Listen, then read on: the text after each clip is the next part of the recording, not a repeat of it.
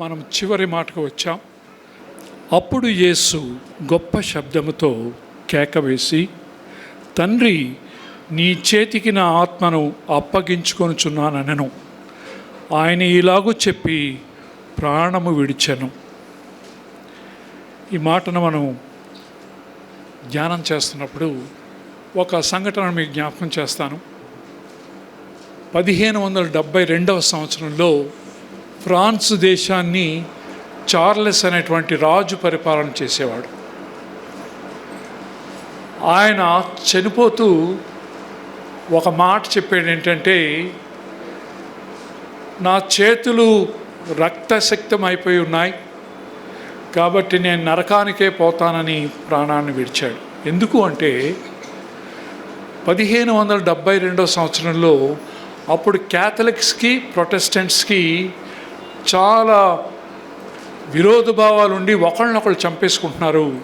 ఈ రాజు ఏం చేశాడంటే, మనం సమాధాన పడదామని ఈ ప్రొటెస్టెంట్స్ని వేలాది మందిని పిలిపించి ఒక దగ్గర పెట్టి వాళ్ళందరినీ చంపించి వేశాడు.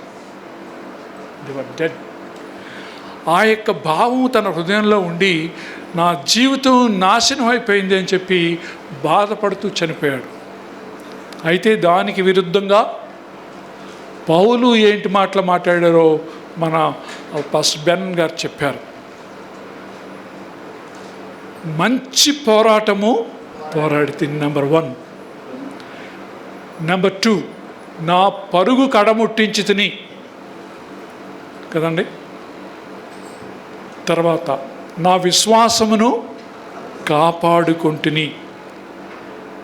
4వది, ఇక మీదట నీతి కిరీటము నా కొరకు ఉంచబడి ఉన్నది. ఎంత చక్కటి మరణం అండి! ఎంత నిరీక్షణతో కూడినటువంటి మరణం! ప్రభువు చెప్పినటువంటి ఆ మాటను చూస్తే, తండ్రి,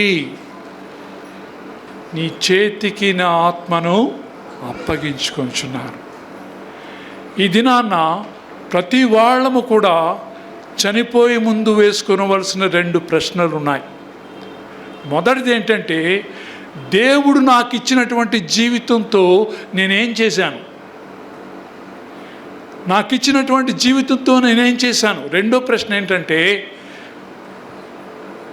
నా నిత్యత్వాన్ని ఎక్కడ గడపబోతున్నాను? నా నిత్యత్వాన్ని నేను ఎక్కడ గడపబోతున్నాను? ఈ 2 ప్రశ్నలు మనిషి యొక్క జీవితానికి చాలా అవసరమైనటువంటి ప్రశ్నలు. ఈ యొక్క ప్రవచనం కూడా ఎక్కడుందంటే కీర్తన 31:5లో ఉంది. నా ఆత్మను నీ చేతికి అప్పగించుచున్నాను, యెహోవా సత్యదేవా, నన్ను విమోచించువాడవు నీవే. ఇది నాన్న ఒకసారి చూస్తే ఆయన జన్మము, జీవితము, ఆయన హింసలు, బాధలు ఇవన్నీ కూడా ఇందాక పాస్టర్ గారు చెప్పినట్టు ఎప్పుడో ప్రవచించబడినట్టుగా చూస్తున్నాం. ఎందుకు ఆ విధంగా చేయబడింది అంటే, మనము మన రక్షకుణ్ణి సులువుగా గుర్తుపెట్టుకుని ఆయన ఆజ్ఞల ప్రకారం జీవించడానికి ఆ ప్రవచనాలన్నీ కూడా మన చేతికి ఇవ్వబడ్డాయి. నీ చేతిలో బైబిల్ ఉందంటే అర్థం ఏంటంటే, ప్రభువును గూర్చిన ప్రవచనాలు నీ దగ్గర ఉన్నాయి. దేవుడు మనకిస్తున్నటువంటి వాగ్దానాలు మన చేతిలో దేవుడు పెట్టాడు. కాబట్టి కొన్ని విషయాలు మనం జ్ఞాపకం చేసుకుందాం. మొదటిగా, యేసు తన తండ్రి నెరవేర్చడంతో స్టార్ట్ అయింది. మనం లూకాసు 2:49లో ఒక మాట చదువుతాం. ప్రభువు 12 ఏళ్ల వయసు ఉన్నప్పుడు తల్లిదండ్రులతో చెప్తున్న మాట ఏంటంటే, మీరేళ నన్ను వెతుకుచుంటురి, నేను నా తండ్రి పనుల మీద ఉండవలనని మీరు ఎరుగరా?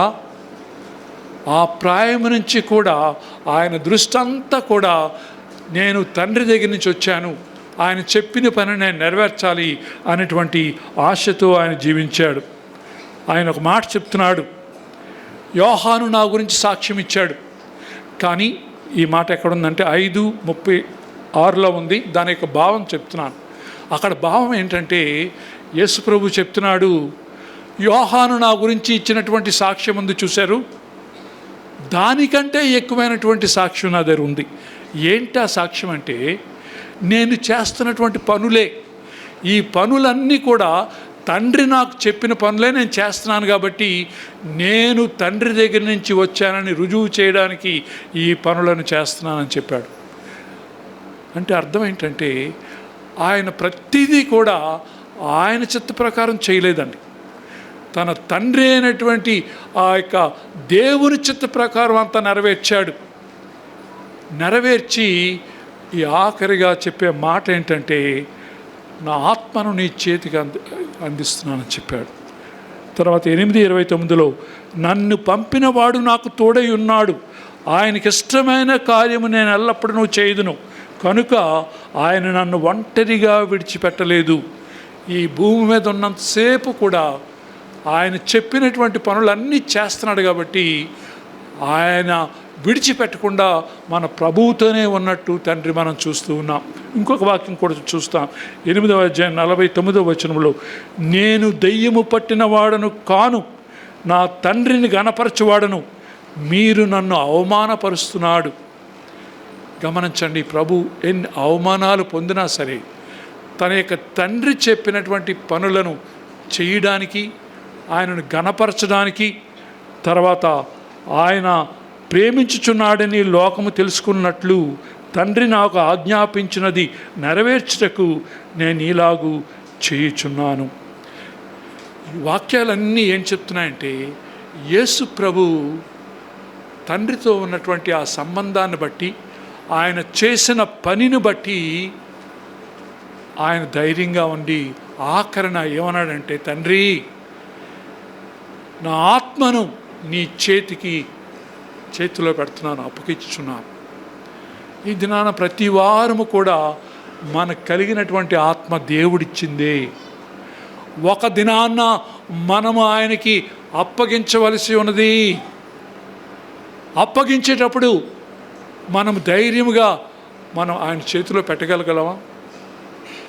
మనం సాధారణంగా ఇంట్లో ఆడవాళ్ళు ఏదో పనులు చేస్తుంటారు, లేకపోతే మగవాళ్ళు ఏ సైకిలో స్కూటర్ తుడుస్తుంటారు.